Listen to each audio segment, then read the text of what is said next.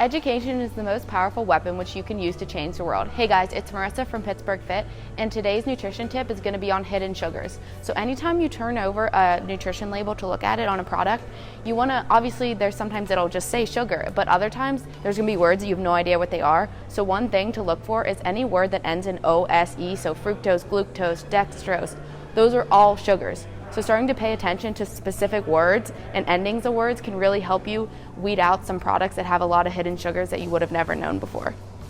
All right guys, my name is Anthony and I'm going to take you through today's PF Go with Erica here. We're going to start our warm-up with 3 minutes of cardio. Rower, bike, jump rope, up, downs, the choice is yours. What we want to see is a nice steady state all the way through the 3 minutes. So what I want you to do is pick a pace that is slightly above conversational, and we're going to try and hold that. On the bike, that's 60-ish RPM, 65 maybe. On the rower, we're looking at 28 strokes per minute, somewhere around there. We just want you to work hard, get a little bit of a sweat going on. Now, our second warm-up triplet here, we have plank shoulder taps, scap push-ups, and single dumbbell skull crushers. Here we go.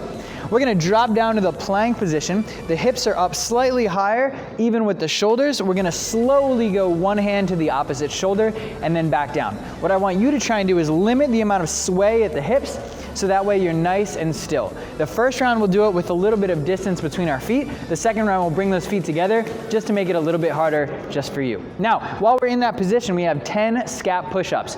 Again, we're keeping it nice and slow. The shoulder blades are gonna sag down and come together. They should touch. Then when you press up, they should spread apart nice and aggressively. Each movement should be a little bit bigger in range of motion, but the hips should stay relatively unchanged.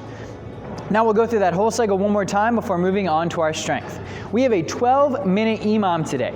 Minute 1 is going to be 10 dumbbell floor presses. Minute 2 is going to be 20 seconds single arm plank on each arm. Minute 3 is going to be 40 seconds of easy cardio. So let's go through each one.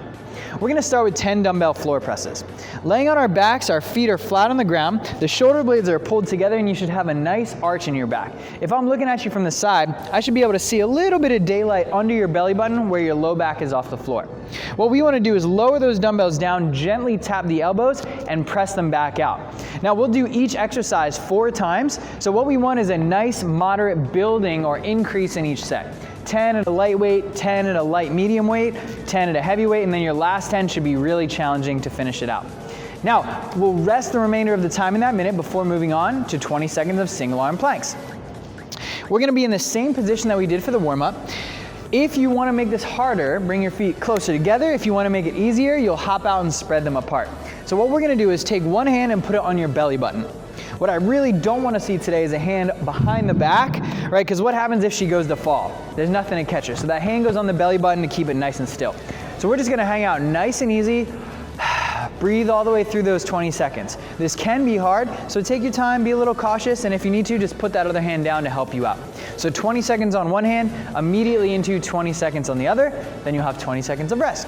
Now our last exercise is 40 seconds of easy cardio.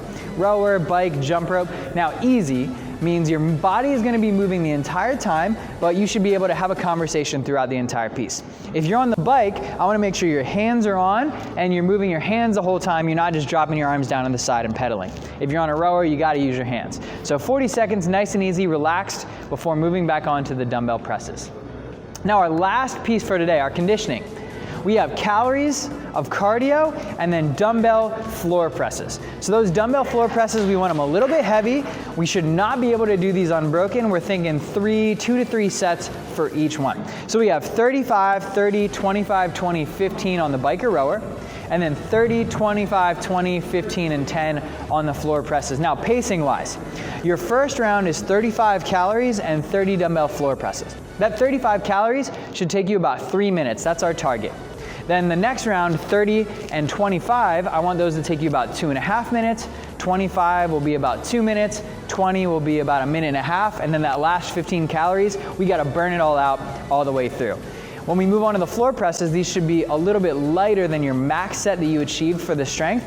Other than that, we'll just hold on to a nice steady pace. You should be breathing really heavy, but the good news is those floor presses will be nice and easy. We'd love to hear how long it takes you to get through all 5 rounds. Let us know in the comments below. Have a great workout and a great rest of your day.